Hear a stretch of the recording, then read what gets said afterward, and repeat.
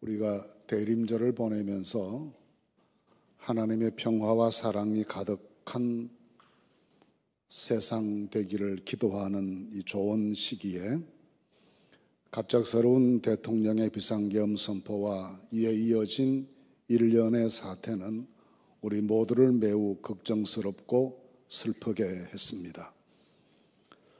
저는 무엇보다도 유혈 사태를 심각하게 걱정하면서 하나님께 많이 기도했습니다.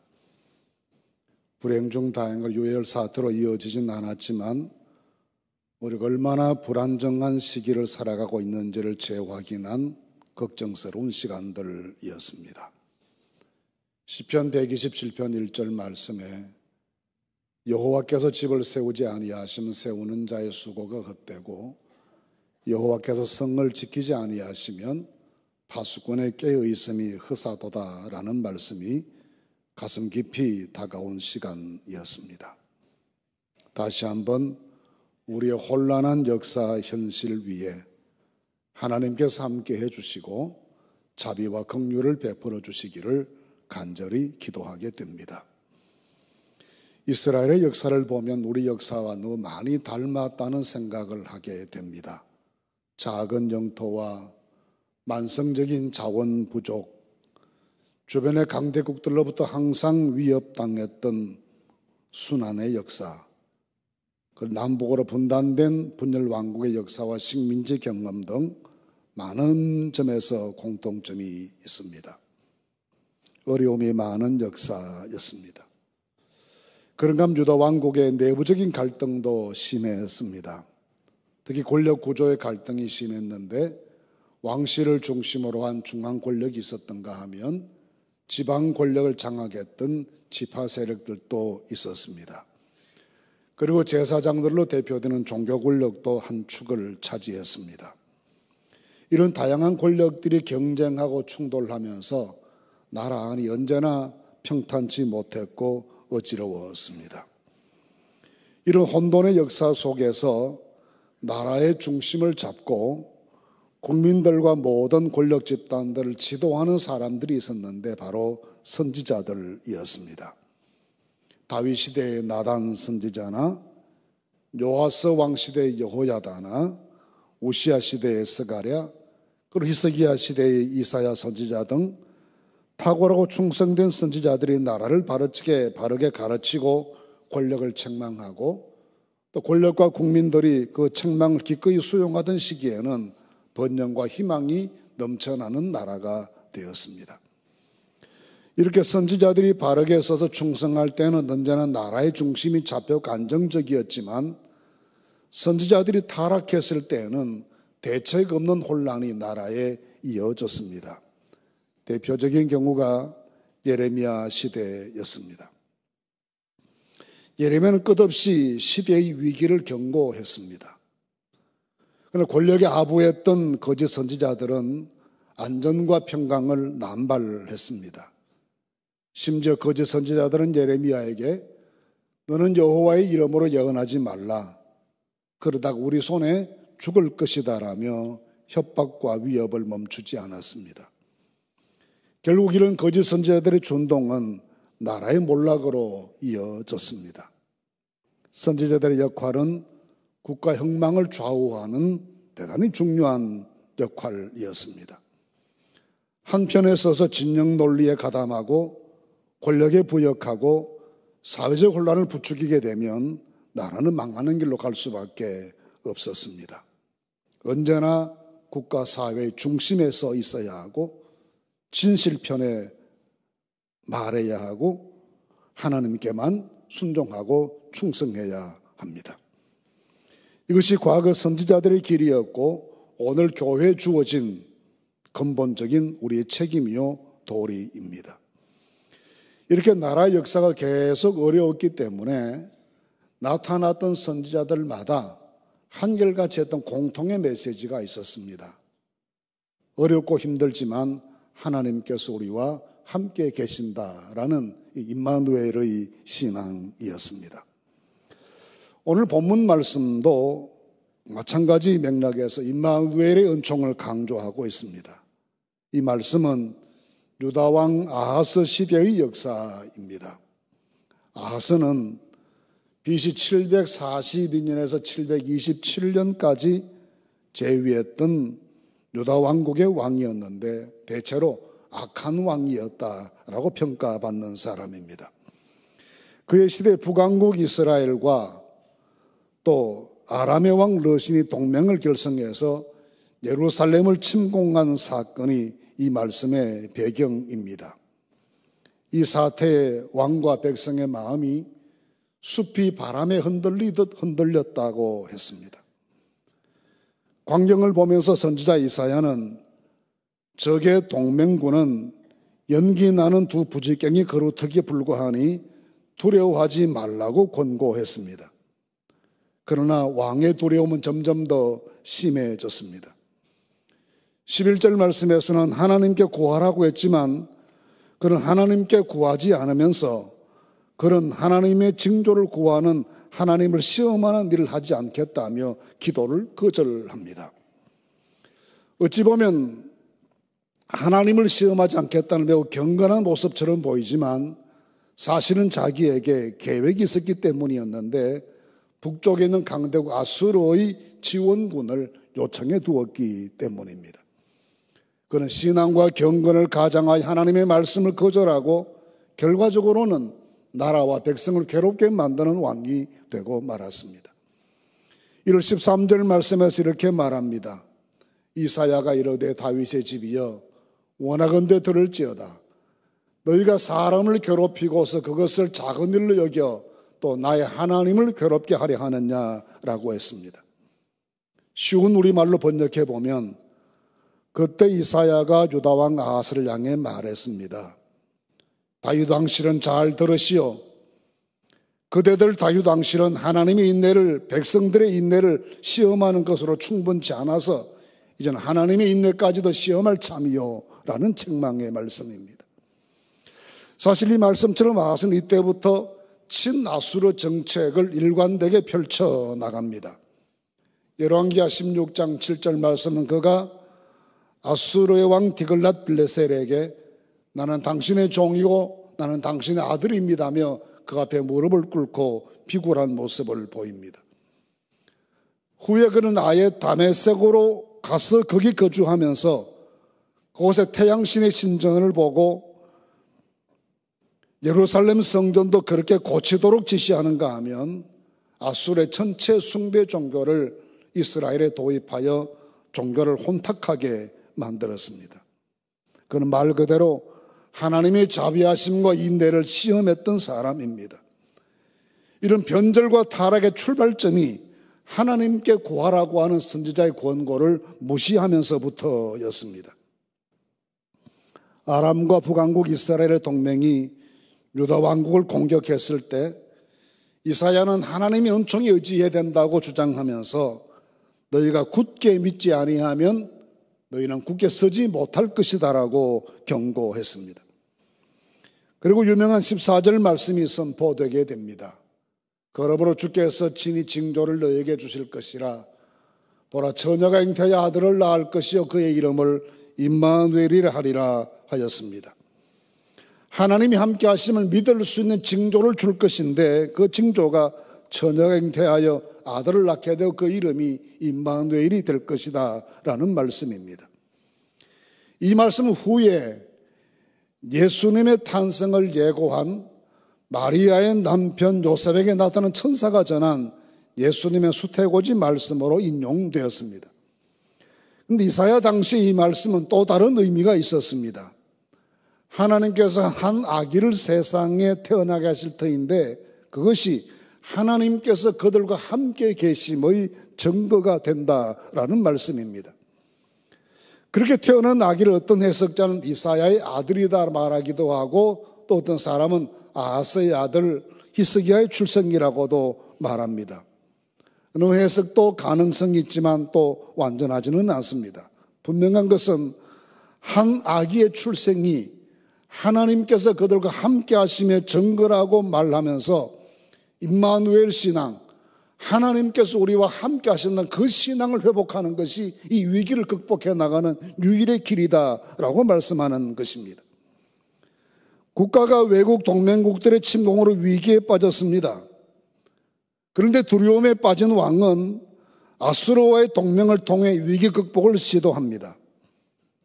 이렇게 해서 이스라엘 역사에 개입하게 된 아수르는 BC 721년 드디어 북왕국 이스라엘을 몰락시키고 식민지 삼았습니다. 그 여세를 몰고 히스기야 왕의 시대인 BC 701년에 18만 5천의 대군을 끌고 예루살렘으로 쳐들어와 유다 왕국의 항복을 요구하게 이르렀습니다. 당시 히스기야 왕은 그 상황에 참담함을 이사야 37장 3절 말씀에서 이렇게 말합니다. 오늘은 환난과 책벌과 능욕의 날이라 아이를 낳으려 하나 해산할 힘이 없음 같도다라고 통탄했습니다. 이 일을 오늘 본문 17절에서 이렇게 예언합니다. 여호와께서 에브라임이 유다를 떠날 때부터 당하여 보지 못한 날을 너와 내 백성은 내 아버지 집에 임하게 하시린 곧 아수르 왕이 오는 날이니라 했습니다. 에브라임이 유다를 떠났다는 말은 나라가 남북으로 나누어진 것을 의미합니다. 즉 나라가 나누어진 다음에 한 번도 경험해 보지 못한 참담한 일이 이루어질 터인데 아수르 왕이 유다를 침공하는 그날이 될 것이라는 말씀입니다. 이스라엘 역사는 환난과 시련의 연속이었습니다. 그러나 아브라함으로부터 시작된 긴 민족 역사에서 수많은 위기들이 많았는데 그 위기를 극복해 나갔던 가장 기본적인 신앙이 임마누엘 신앙이었습니다. 그럼에도 불구하고 하나님이 우리와 함께 계신다는 확신이었습니다. 낯선 가나안 땅에 도착한 아브라함에게 주신 하나님의 가장 큰 은혜도 하나님께서 그와 함께 계심의 은혜였습니다. 창세기 21장 22절 말씀에 이방왕이었던 아비멜렉이라는 사람이 아브라함에게 말하기를 네가 무슨 일을 하든지 하나님이 너와 함께 계시도다라고 말합니다. 하나님 잘 알지 못하는 이방왕의 눈으로 보았을 때에도 아브라함에게는 하나님이 함께 계신 것이 여실히 드러나 보였던 모양입니다. 야곱이 피난길에 두려워 떨 때 하나님께서 주신 말씀이 창세기 28장 15절 말씀입니다. 내가 너와 함께 있어 내가 어디로 가든지 너를 지키며 너를 이끌어 이 땅으로 돌아오게 할지라. 내가 네게 허락한 것을 다 이루기까지 너를 떠나지 아니하리라고 하시면서 임마누엘 하나님의 은혜를 약속하셨습니다. 가나안 정복에 큰 책임을 지고 여호수아가 할 바를 알지 못해 두려워하고 있을 때 하나님 주신 말씀이 여호수아 1장 5절 말씀입니다. 내 평생에 너를 능히 당할 자가 없으리니 내가 모세와 함께 있었던 것 같이 너와 함께 있을 것임이니라. 내가 너를 떠나지 아니하며 버리지 아니하리라 하셨습니다. 모든 위기는 임마누엘의 신앙으로 이겨낼 수가 있습니다. 선지자는 아하스에게 이 임마누엘 신앙을 요구했지만 그는 끝내 강대국의 군사 지원에 소망을 두고 그 힘만 의지하다가 결국은 왕국의 영적 타락과 끝없는 혼란과 추락의 시기를 맞이하게 됐습니다.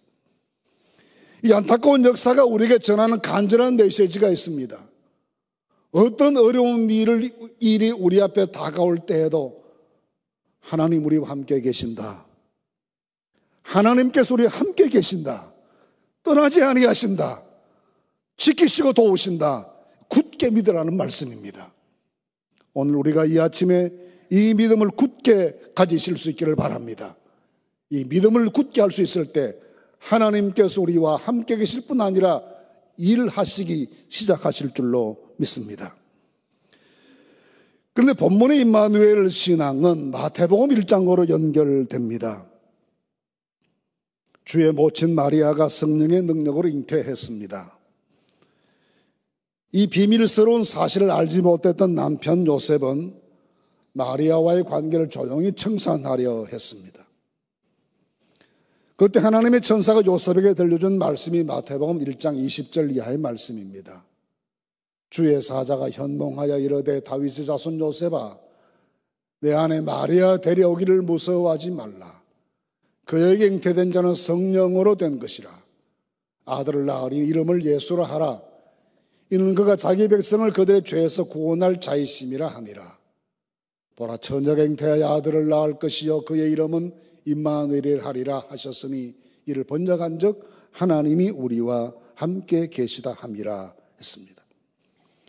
하나님의 사자는 마리아의 잉태가 하나님의 성령으로 된 것이며 그는 우리를 죄에서 구원하실 메시아가 되실 뿐이고 우리와 영원히 함께 계시는 임마누엘 하나님이 되신다라고 소개한 것입니다.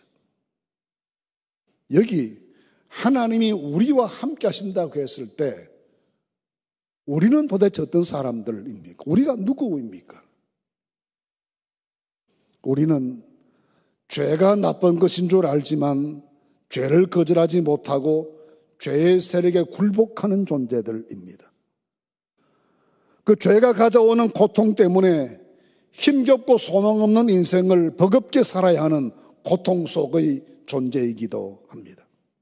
그러면서 마음에도 원치 않는 서로 미워하고 저주하면서 그런 자기 모습 때문에 실망하는 존재가 우리이기도 합니다.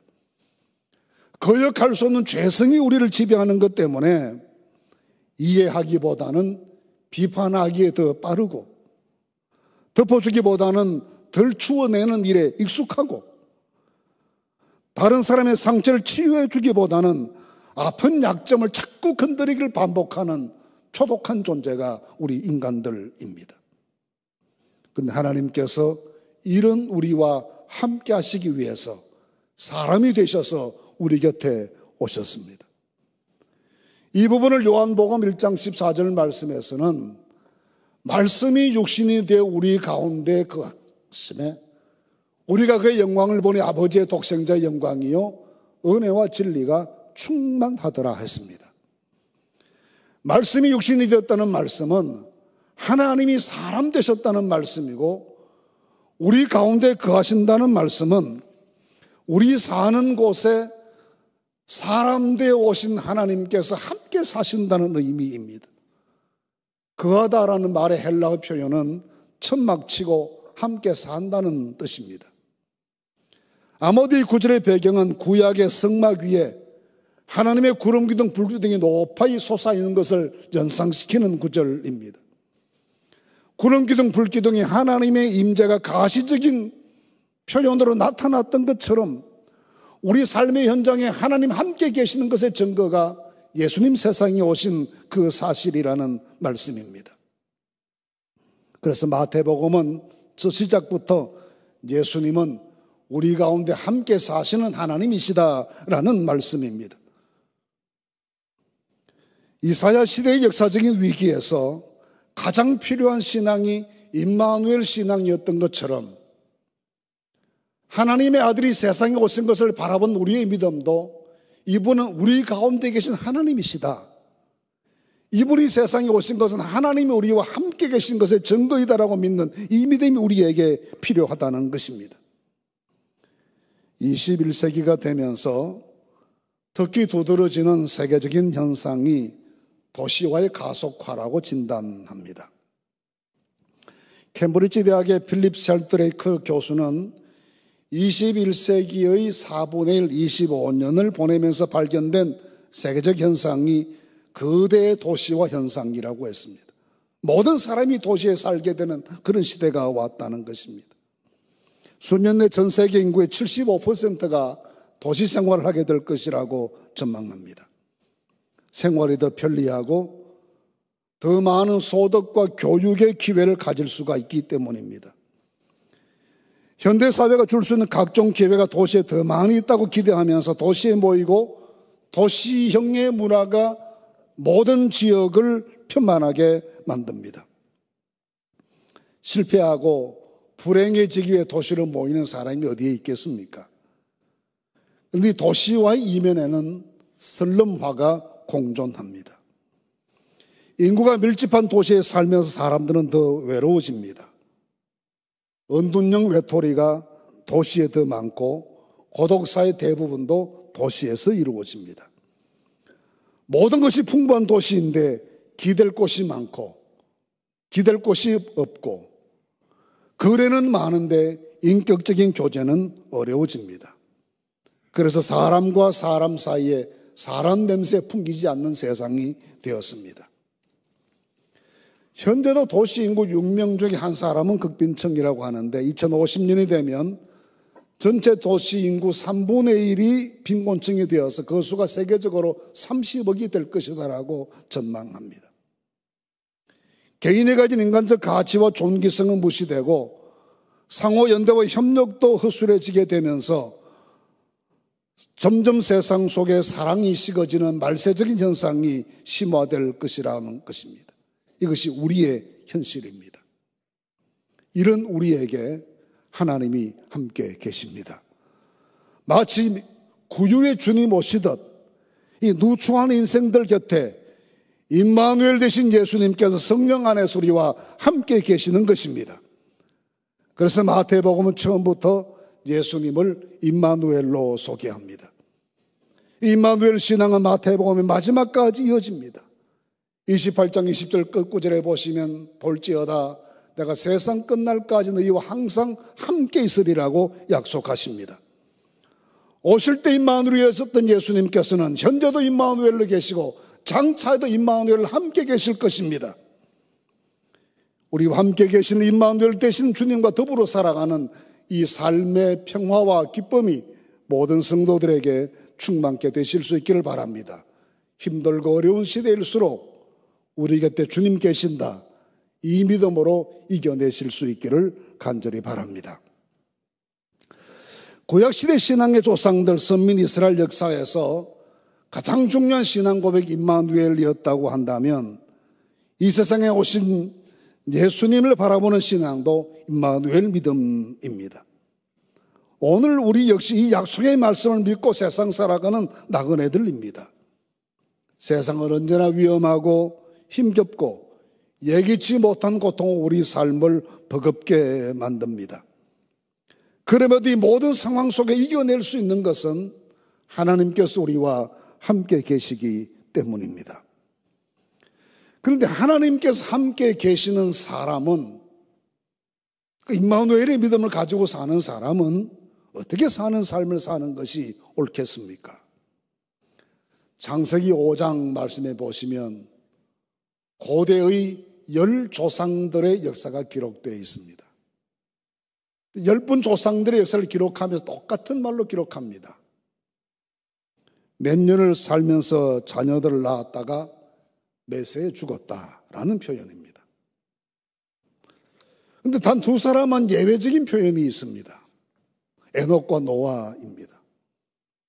창세기 5장 21절 22절에 보시면 에녹은 65세에 무두셀라를 낳았고 무두셀라를 낳은 300년을 하나님과 동행하며 자녀들을 낳았다 했습니다. 6장 9절 말씀에는 노아를 설명하면서 노아는 의인이요 당대의 완전한 자라 그는 하나님과 동행하였으며 세 아들을 낳았으니 셈과 함과 야벳이다 했습니다. 에녹과 노아의 기록에서 공통적으로 보이는 특이사항이 하나님과 동행했다 이것입니다. 그들의 삶은 하나님과 동행하는 믿음의 삶이었습니다. 하나님께서 함께 하심을 믿었고 임마누엘 하나님을 온전히 신뢰했고 그 하나님과 함께 했습니다. 동행했다는 말은 문자적으로 발을 맞추어서 같이 걷는다라는 뜻입니다. 방향도 속도도 보폭도 같이 한다는 것입니다. 마치 2인 3각 경주를 하듯이 그렇게 걷는 것입니다. 때문에 하나님과 함께 동행하는 사람의 삶은 하나님의 방향으로 같이 갑니다. 하나님의 속도에 자기 속도를 맞춥니다.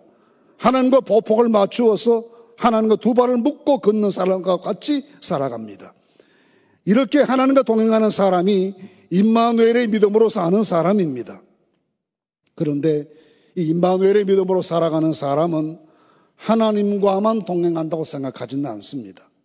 그는 다른 사람과도 천국으로 향하는 길에 동행하는 사람입니다.